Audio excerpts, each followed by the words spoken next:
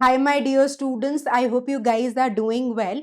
अब आपने अगर कैट देने का मन बना लिया है तो आई एम श्योर आपको पता चल गया होगा कि वीएआरसी में रीडिंग कॉम्प्रिहेंशन बच्चों को बड़ा चैलेंजिंग लगता है। आपने अपने सीनियर से भी बात करी होगी या कोई ऐसे स्टूडेंट जो अभी तैयारी कर रहे हैं कैट की, वो आपको कॉमन फीडबैक देंगे कि RCs are too intimidating, they are overwhelming, नहीं होते, बोरिंग हैं, मोनोटोनस हैं।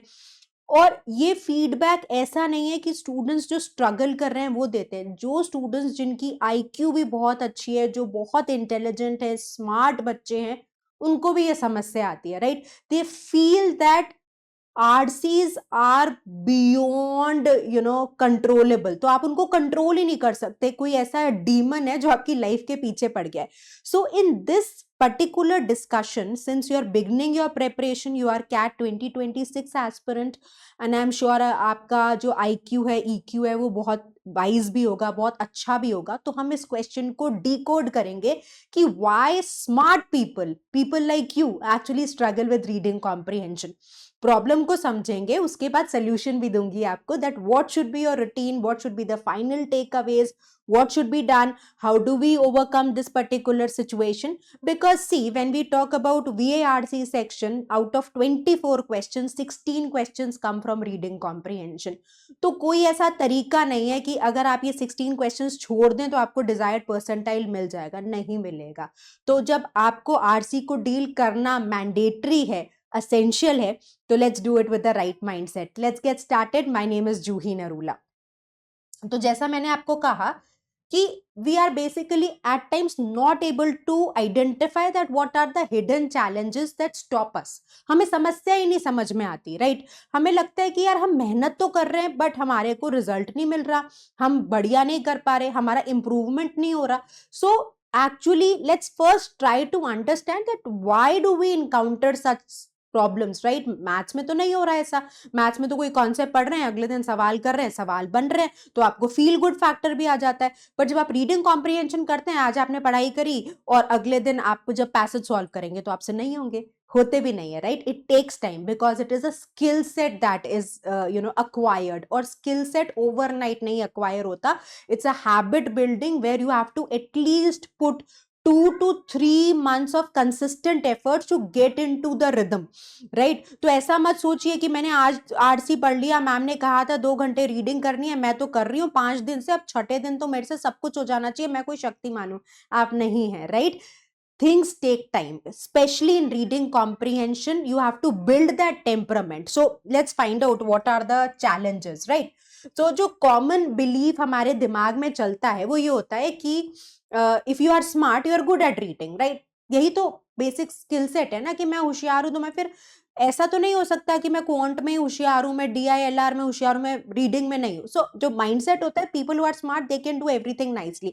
In fact, at times we see students coming from good schools, right? They have studied from convent schools, top-notch schools of their cities, and they still struggle with RC, right? जब हम ये सोच के आते हैं कि यार हम केजी से लेकर 12th स्टैंडर्ड तक हमारा मीडियम ऑफ लर्निंग इंग्लिश रहा है, हमारा एक स्कूल ऐसा था जहाँ पे बात इंग्लिश में हो रही थी, हमने फिर कॉलेज में भी जो हमारा मोड ऑफ इंस्ट्रक्शन था वो भी इंग्लिश था, we can speak nicely, but still we are not able to solve CAT RCs, right? So CAT RC is not equivalent to school college reading. CAT is altogether a different ball game where the stakes are very high and the skill set which is being tested, that's entirely different, right? So it's the test of reasoning under time pressure। ये आप जब समझ लोगे तो आपको clarity मिलेगी कि भाई मेरा जनरल रीडिंग का टेस्ट नहीं है। बच्चे कहते हैं स्कूल में तो हमसे आरसी हो जाता था। स्कूल के आरसी का कंपैरिजन किसी भी तरीके से नहीं कर सकते to the level of CAT, right? Comparable ही नहीं है, no such comparison is valid here. तो आप ये देखिए, it is a test of reasoning under time and pressure. आप ये समझते ही नहीं है बच्चे, उनको लगता है कि ये तो मेरा इंग्लिश का टेस्ट है, this is the test of reasoning. आप ये सोचिए कि उनको कोई इंग्लिश एक्सपर्ट तो नहीं चाहिए, ग्रामर एक्सपर्ट तो नहीं चाहिए, इंग्लिश का टीचर तो नहीं चाहिए, उन्हें तो एक ऐसा पर्सन चाहिए जिसकी एनालिटिकल और लॉजिकल स्किल स्ट्रांग हो।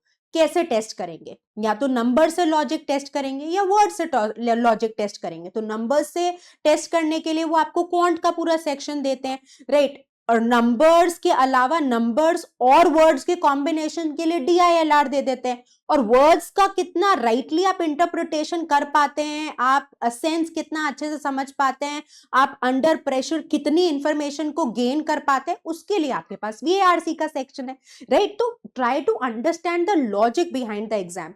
ऐसा blatantly without knowing the hindsight, without knowing what is the thought process involved, if you will keep on practicing or if you will keep on struggling, this will not give you the result that you actually want, right? Chaliye, so now the question is, if you are smart, why do RCs feel so heavy, right? तो कई बार हमने देखा है कि IIT के जो students हैं उनको स्ट्रगल है, राइट? IIM से पास आउट स्टूडेंट्स भी कहते हैं कि मैम हम जो चले गए, हमारे कई ऐसे स्टूडेंट्स जो इस टाइम IIMs में, उनका भी एक फीडबैक आता है कि मैम बस बेड़ा पार हो गया, पता नहीं कितने हैवी होते थे RCs, कितने मुश्किल थे मैम, बस हम तो गंगा नहा लिए, राइट? अगर हमको वापस RCs देंगे तो प्रोबेबली हमें अभी भी बहुत ही चैलेंजिंग टास्क लगेगा। So let's identify. So these are the key reasons why smart people struggle. So what is the first reason? Overthinking, right? क्योंकि आपके पास एक्सपोजर है, आपके पास नॉलेज है, we are in the time where this particular generation, right, is consuming the maximum information, right? आप हमारे ancestors से लेकर अब तक आइए, हमारी जो जनरेशन है, स्पेशली आप लोगों की, आप इतना इंफॉर्मेशन कंज्यूम करते हो दिन में, और जब आप इंफॉर्मेशन कंज्यूम कर रहे हो तो कहीं ना कहीं वो आपके थॉट प्रोसेस को डिफाइन कर रही है, राइट? वो आपके थॉट प्रोसेस को मोल्ड कर रही है, इम्पैक्ट कर रही है। ऐसा नहीं है कि वो इंफॉर्मेशन कहीं यूजलेसली रोम अराउंड कर रही है, आप पे वो उस इंफॉर्मेशन का इन्फ्लुएंस है। तो कई बार हम क्या करते हैं, कॉन्टेक्स्ट छोड़ के अपनी आउटसाइड नॉलेज, हमारा जो थॉट प्रोसेस है, हमारा जो बिलीफ सिस्टम है, वो हम बीच में ले आते हैं, और जैसे ही वो इंटरफियर करने लगता है विद द गिवन टेक्स्ट, वहां से आपका मसला बिगड़ जाता है। So overthinking, analysing beyond what is written, ये हमें क्लास में कई बार बच्चों को देखा है, हमने ये चैलेंज एनकाउंटर करते हुए, इस पर्टिकुलर प्रॉब्लम से जूझते हुए, जहां पे वो स्पेशली जब हम स्ट्रेंथनिंग वीकनिंग के क्वेश्चंस करते हैं या रीजनिंग ड्रिवन क्वेश्चंस करते हैं जो कैट में पूछे जाते हैं, तो बच्चे अक्सर परेशान होते हैं कि मैम ये लॉजिकली तो सही है, बट आप देखिए जो आरसी है वो एक ओपन बुक टेस्ट है ना? RC is evidence based reasoning. Evidence based reasoning का मतलब क्या होता है? एविडेंस बेस्ड रीजनिंग का मतलब है answer has to come from the text, right? तो यहां पे आपका ओपिनियन नहीं मांगा जा रहा, ये फैक्ट बेस्ड टेस्ट है। ओपिनियन तो वैलिडेट नहीं कर सकते ना आप। देखिए ओपिनियन क्या है, इफ आई से I really like Virat Kohli, तो मैम कितना लाइक करते हो? 1 लाइक करते हो, 2 लाइक करते हो, 100 लाइक करते हो, 500 लाइक करते हो? आप ऐसे मेजर थोड़ी कर सकते हैं, राइट? ओपिनियन को जस्टिफाई नहीं कर सकता। X is the best prime minister the country has ever had. तो can you validate it? कि how do you know? But it's a feeling. I feel he is the best, right? So opinions cannot be justified. और आपको opinions लाने ही नहीं है जब reading comprehension को solve करना है। एविडेंस बेस्ड रीडिंग है। एविडेंस मतलब जिसको आप पैसेज से वैलिडेट कर सकते हैं, पैसेज से जस्टिफाई कर सकते हैं। अब ये नॉलेज का टेस्ट तो नहीं है ना। आप अगर ये सोचे कि भाई मेरा तो बैकग्राउंड ह्यूमैनिटीज का, मेरे को साइंस बेस्ड पैसेज दे रहे हैं, तो आप खुद सोच के देखिए कि अगर एक उनको पता है कि ये आपका स्ट्रीम न्यूट्रल एग्जाम है, राइट? किसी भी स्ट्रीम का बच्चा एग्जाम के लिए अपीयर कर सकता है, फिर वो सीए हो, फिर वो बीएससी ग्रेजुएट हो, बीकॉम हो, बीए ग्रेजुएट हो, कोई भी स्टूडेंट अपीयर कर सकता है, बीबीए वाला हो। तो आप ये सोच के देखिए कि एक बीकॉम वाला भी साइंस बेस्ड आरसी कर रहा है, साइंस वाला भी कर रहा है, ह्यूमैनिटीज वाला भी कर रहा है, तो नॉलेज तो नहीं टेस्ट हो रही, राइट? नॉलेज टेस्ट होती तो आपको डोमेन स्पेसिफिक आरसी दिया जाता है, या domain specific in general question दिए जाते हैं। कैसे होते हैं? जो आपने नीट में देखा होगा, जो सीए के एग्जाम्स में होते हैं, जो आईआईटी एंट्रेंसेस में होते हैं। ऐसा तो कोई केस नहीं है। तो इसका मतलब ये है कि मेरी नॉलेज तो नहीं टेस्ट हो रही। तो बच्चे जैसे ही कोई साइंस की कोई टेक्निकल टर्म आ जाती है जिनका उनसे कभी वास्ता नहीं पड़ा होता, क्योंकि उन्होंने तो साइंस छोड़ दिया था, या कोई फिलोसफी से एसोसिएटेड भारी टर्म आ जाती है, तो बच्चे वहीं पे हथियार डाल देते हैं कि यार ये क्या हो रहा है, ये तो मेरे को आता ही नहीं है। आपको आता नहीं है, ये जिसने पेपर सेट किया उसको भी पता है, और वो उसी हिसाब से इंफॉर्मेशन को प्रेजेंट कर रहा है कि कहीं ना कहीं while you read the passage you are able to interpret, but For that you have to have that patience, that skill set, that temperament to read through it. ऐसा नहीं कि पहला नया वर्ड दिखा और आपने हार मान ली कि ये तो मेरे बस का ही नहीं है, क्या नई सी टर्म आ गई, ये कौन सा जीव है, ये कौन सा ऐसा वर्ड है जो मुझे पता ही नहीं, अब ये मुझे नहीं पता तो मेरे से आरसी सॉल्व नहीं होगा, राइट? आप वहीं पे गिव अप कर जाते। That's exactly what you are not suppose to do, right? Students को लगता है कि अगर मेरे को नहीं पता होगा तो मेरे से पैसेज ही नहीं सॉल्व होगा, which is actually a problem, right? So prior knowledge bias के अलावा हमारे को ये भी डर लगता है कि यार हमको ये मैटर के बारे में पता नहीं है तो हम सेल थ्रू नहीं कर पाएंगे, which is just a mental barrier, and why I have explained, I have given you reasoning in detail, right? Speed versus accuracy का ट्रैप। अब थोड़े दिन पहले मैं क्लास में थी और मुझसे एक स्टूडेंट कहते हैं कि मैम मैं 24 क्वेश्चन करना चाहता हूँ आरसी के। नहीं करने 24, राइट? सो जिन बच्चों को नहीं पता, VARC सेक्शन में you get 24 questions. I will explain it to you. You get 24 questions, जिसमें आपको 16 क्वेश्चंस रीडिंग कॉम्प्रीहेंशन के मिलते हैं, आपको 4 पैसेजेस मिलते हैं और हर पैसेज से 4 सवाल आते हैं।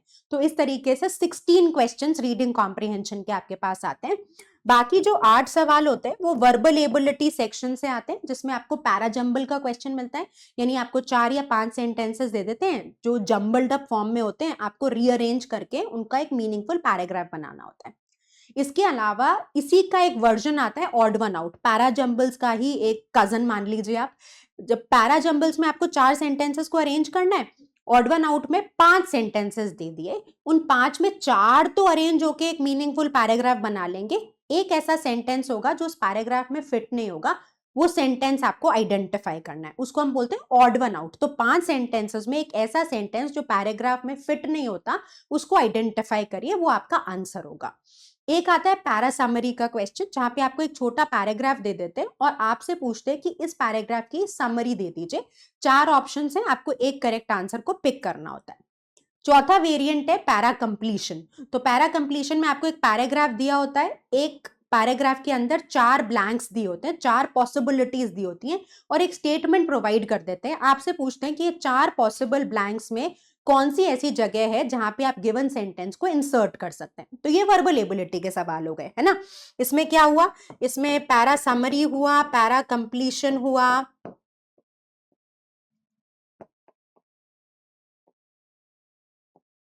इसमें ऑड वन आउट हुआ और पैरा जंबल हुआ, राइट? तो यूजुअली 2-2 आते हैं। 2024, अभी 25 तो होगा, 2024 में पैरा जंबल्स नहीं दिए गए थे, तो बाकी कैटेगरी से सवाल बढ़ा दिए गए थे, पर आए 8 सवाल वर्बल एबिलिटी से।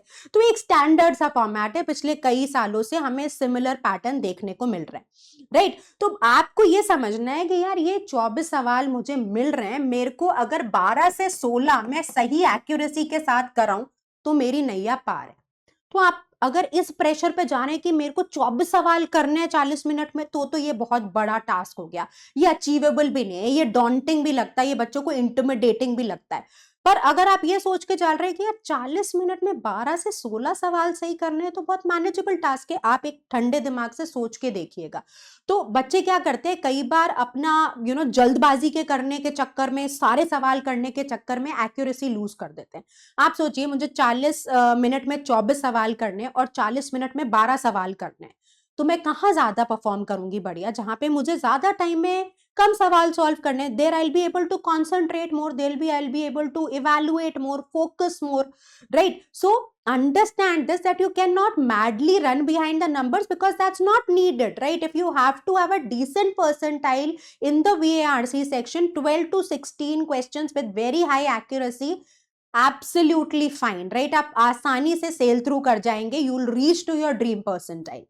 So कई बार क्या होता है, टनल विजन है, राइट? आप एक पैराग्राफ पढ़ रहे हैं, उसी पे फोकस कर रहे हैं, दूसरा पैराग्राफ पढ़ा, पहले पैराग्राफ से कनेक्ट ही नहीं किया, तीसरा पैराग्राफ पढ़ा, पहले 2 से कनेक्ट ही नहीं किया। तो आपको ये देखना है कि आपको उस पैराग्राफ जो पैसेज प्रोवाइडेड, उसकी एक होलिस्टिक पिक्चर देखनी है ना, कि ओवरऑल कहानी क्या चल रही है, ओवरऑल ऑथर क्या इंफॉर्मेशन कन्वे करना चाह रहा है। अगर आप सिर्फ 4-4 लाइंस पे कॉन्सेंट्रेट कर रहे हैं और आइडियाज को इंटरकनेक्ट नहीं कर पा रहे, तो फिर कैट का ऑब्जेक्टिव ही आप मीट नहीं कर पा रहे, राइट? कैट की डिमांड आप जस्टिफाई नहीं कर पा रहे। So the objective is you show association, you relate, you find that what is that common idea that is floating through the entire discussion, what is the agenda, why the author has written, दोनों सवाल जब भी आप read कर रहे हैं आपको दो क्वेश्चंस को आंसर करना है, व्हाट एंड व्हाई, क्या बात कर रहा है और क्यों बात कर रहा है, राइट? ये दो अलग अलग सवाल ना, these are two different questions. What is the author talking about, why is he doing it, so you have to find this out. And whenever you read, since you will be doing some initial prep, अगर नहीं कर रहे हैं तो कैसे करनी है मैं बताती हूँ अभी आपको थोड़े समय में. पर इंपॉर्टेंट ये है कि आप जब पढ़ाई कर रहे हैं ना, रीड भी कर रहे हैं, कुछ भी आप रीड कर रहे हैं, न्यूज़पेपर आर्टिकल रीड कर रहे हैं, कोई ब्लॉग रीड कर रहे हैं, कुछ भी आप रीड कर रहे हैं, तो आप ये टाइम दीजिए और कॉन्शियस रीडिंग करिए, अवेयर होके, राइट? जैसे अगर आप कभी किसी जिम में जाते हैं या कोई योगा ट्रेनर के पास जाते हैं तो वो आपको कहती है माइंडफुल रहिए, अपने पोस्चर को लेकर माइंडफुल रहिए, आप कैसे बैठ रहे हैं, कैसे खड़े हो रहे हैं, आपका जो बॉडी वेट है वो दोनों पाँव पे बैलेंस्ड है नहीं है, छोटी छोटी डिटेल्स को आपको चेक करने को कहा जाता है कि एग्जामिन करिए. तो उसी तरीके से आप कॉन्शियस रहिए कि आप क्या पढ़ रहे हैं, क्यों लिखा ऑथर ने, उसके पीछे उसका ऑब्जेक्टिव क्या था, what was the idea. So if you will be paying attention to all these details, you will be able to control your understanding, right? You will be able to relate well, and that's what is missing, right? So जो students relate ही नहीं कर पाते कि हो क्या रहा है paragraph के साथ, because maybe we have not been given that exposure, maybe we have not read a lot, right? This could be one problem, or maybe we were never taught how to read, right? हमें कभी सिखाया ही नहीं क्या कि कैसे पढ़ना है, हमें कह दिया जाता था पढ़ना है और उसके बेसिस पे हमारे एग्जाम में आंसर आ जाते थे, हम रट्टा मार लेते थे. But bigger picture maybe we have not learned it, और if we have learned it we did not apply it much, right? So ego trap. तो कई बार बच्चे कहते हैं कि तो बोरिंग है, हम पढ़ ही नहीं रहे, हमें नहीं पढ़ना, दिस इज बियॉन्ड अस. मतलब आरसी नहीं हो रहा तो बच्चे क्या करते हैं, आरसी छोड़ देते हैं, और क्वांट ज्यादा हो रहा है बढ़िया तरीके से तो क्वांट के पीछे लग जाते हैं. तो आपको बैलेंस करना पड़ेगा ना. It is not preparation, it is effective preparation, effort in the right direction. आप समझ रहे हैं, आप एफर्ट लगा रहे हैं, आप क्वांट में बहुत अच्छा परसेंटाइल ले आएंगे, एलआरडीआई में ले आएंगे, आप वीएआरसी में नहीं लाएंगे, आपका सेक्शनल कट ऑफ क्लियर नहीं हुआ तो आपको कॉल ही नहीं आएगा.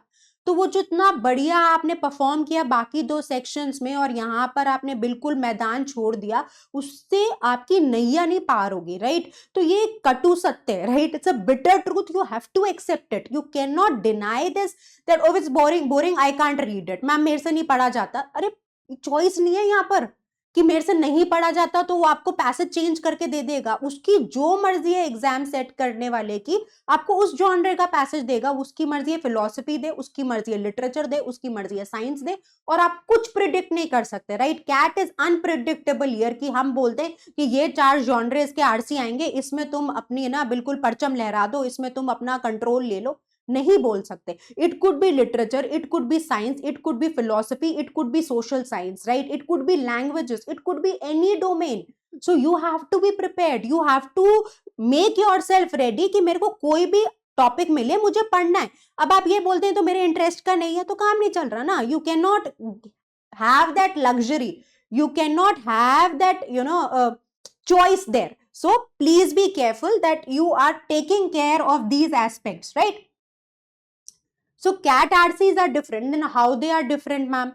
Because passages are dense, abstract है, बोरिंग है, वो आपको नहीं दे रहा धोनी पे आरसी, राइट? वो आपको नहीं दे रहा आलिया भट्ट पे आरसी. अनफॉर्चुनेट है, फॉर्चुनेट है, अब जैसा भी आप माने, राइट? आपके पसंद के टॉपिक नहीं इमर्ज करके आएंगे, राइट? वो नहीं देगा फीफा पे एक प्लेयर पे एक पूरा का दे तो अच्छी बात है, बट यूजुअली नहीं देता, क्योंकि वही तो आपका टेम्परामेंट चेक करेगा ना कि बच्चा, एक एडवर्स सिचुएशन उसके लिए क्रिएट कर दी गई जहां पे टाइम का प्रेशर है, जहां पे एग्जाम का स्ट्रेस है, राइट? और उस एनवायरमेंट में बच्चे को हमने एक खतरनाक आर्टिकल रीड करने को दे दिया, बच्चा कैसे नेविगेट करता है? बच्चा बढ़िया तरीके से नेविगेट करता है तो उसका परसेंटाइल अच्छा आएगा, फिर हम उसको इंटरव्यू के लिए बुला लेंगे, इंटरव्यू में उसका सिलेक्शन हो गया तो फिर वो IIM अहमदाबाद में जाएगा और फिर उस पर्टिकुलर बड़े कॉलेज का ब्रांड एम्बेसडर बन जाएगा. भाई कॉलेज की रेपुटेशन इसलिए तो अच्छी है क्योंकि वो टॉप नॉच बच्चों को ले रहे हैं, right? They are doing these filtrations at regular interval to ensure that they get the best of the best brains, so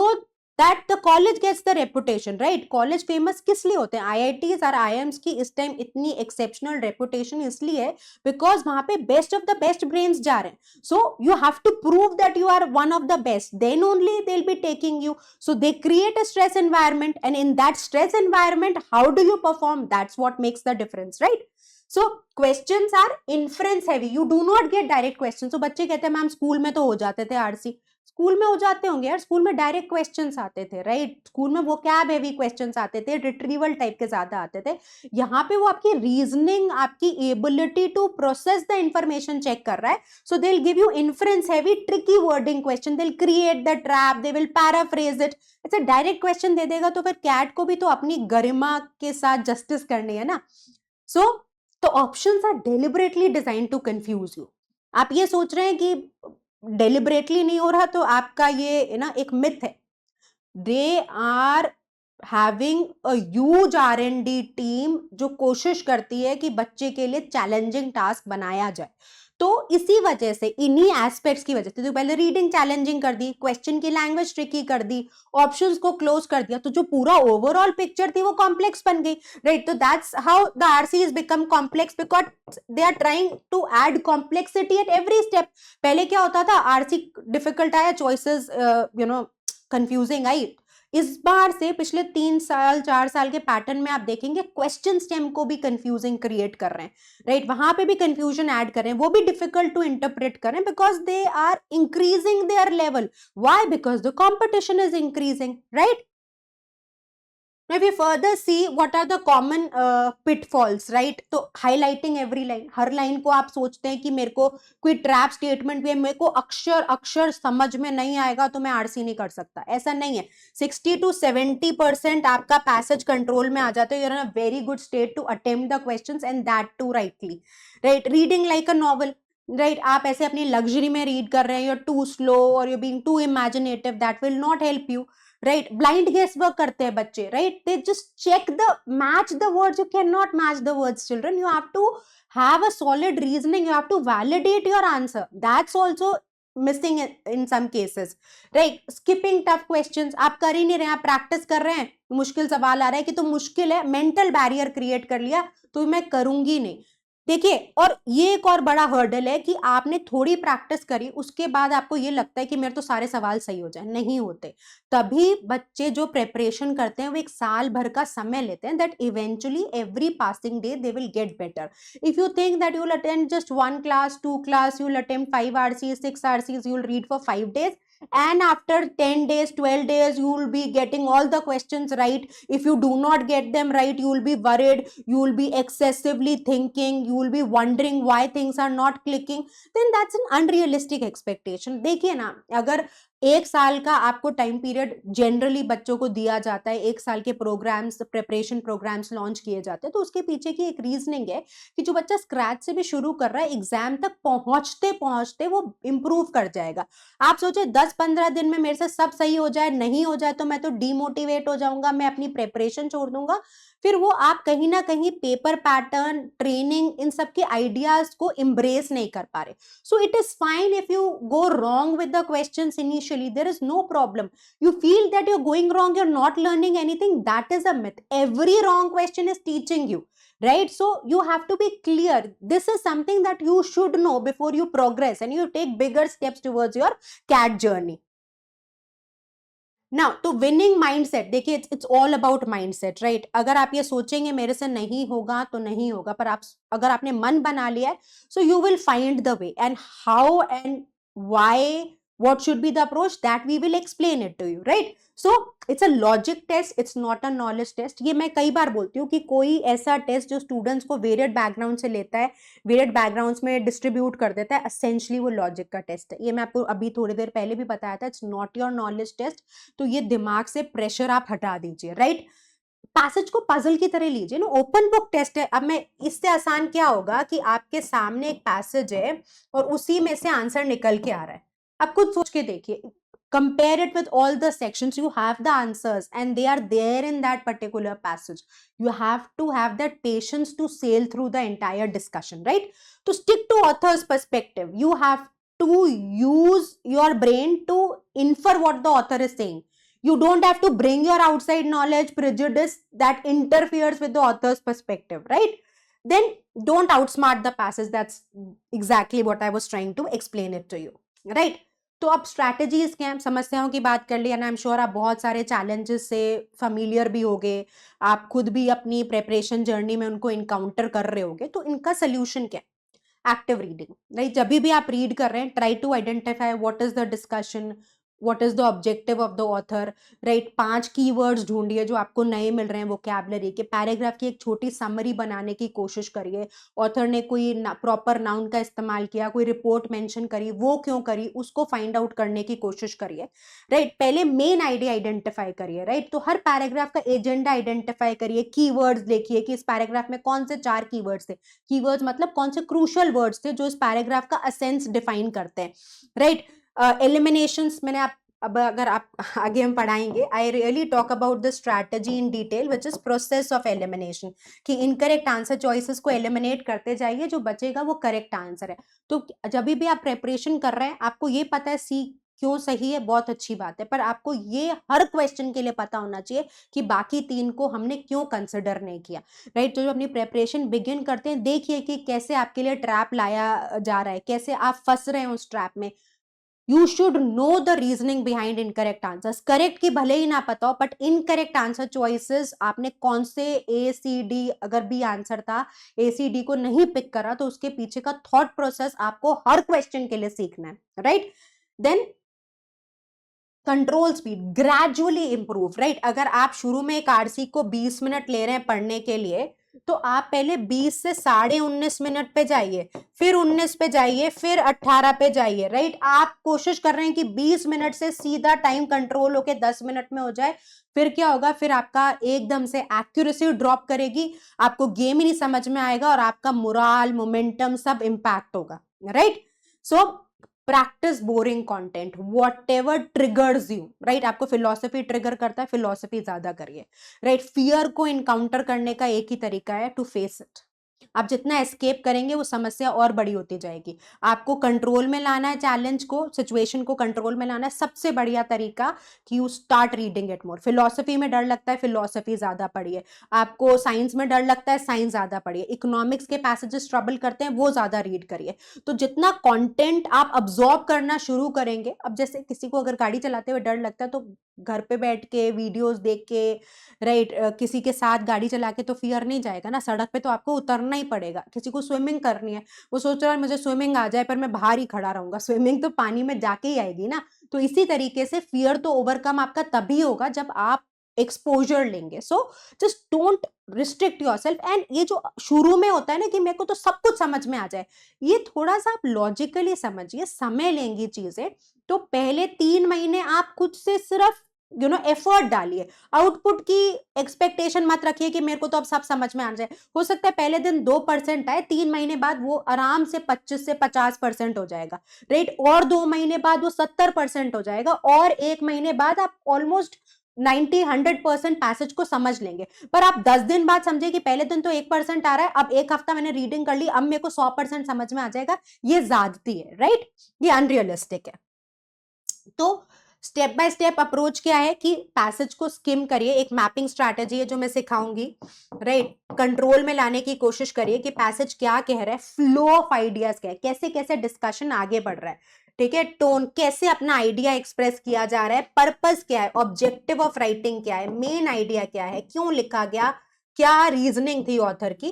पहले डायरेक्ट क्वेश्चंस को आंसर करना शुरू करिए। अगर आपको 4 में 3 क्वेश्चंस ऐसे लगते हैं कि तो बड़े कॉम्प्लेक्स हैं, तो उनको बाद में कर लेंगे, पहले आसान पे तो पकड़ बनाइए, right? Extreme options, outside knowledge पे बेस्ड आंसर चॉइसेस को एलिमिनेट करिए। पीओई के टूल्स हैं जो हम पढ़ाते भी हैं क्लास में, ठीक है?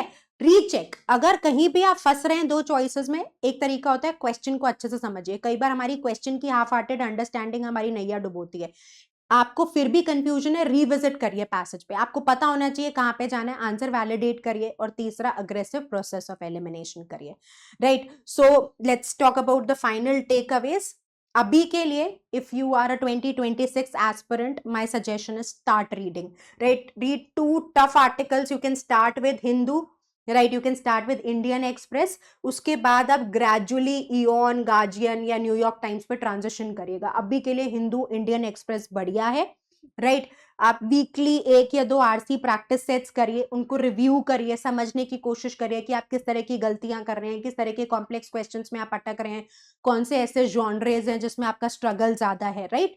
एनालिसिस करिए, बार-बार चेक करिए कि आपका क्या प्रोग्रेस हो रही है, आप कहाँ अटक रहे हैं, आपको कहाँ पे कंफर्ट लेवल एस्टैब्लिश हो रहा है। So that should be done, right? तो 40 minutes RC only drills for stamina.